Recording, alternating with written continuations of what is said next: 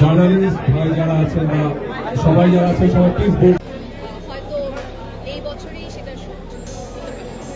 শাকিব খানের সাথে একটা সিনেমার কথা চলছে, হয়তো এই বছরেই কাজ শুরু হবে। শাকিব খান অনেক সুদর্শন একজন নায়ক, আমি তার সাথে কাজ করতে চাই বললেন ছোট পর্দার জনপ্রিয় অভিনেত্রী সাবিলা নূর।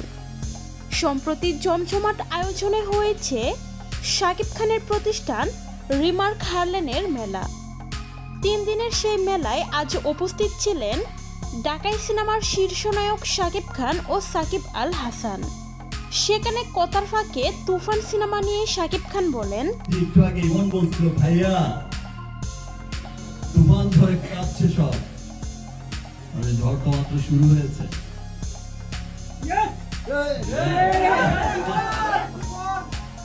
ঝড়ের শুধুমাত্র একটা মানে ঝলক ঝলক মানে কোনো মানে ঝড় শুরুই হয়নি, শুধু একটা ঝলক দূর থেকে দেখিয়েছে।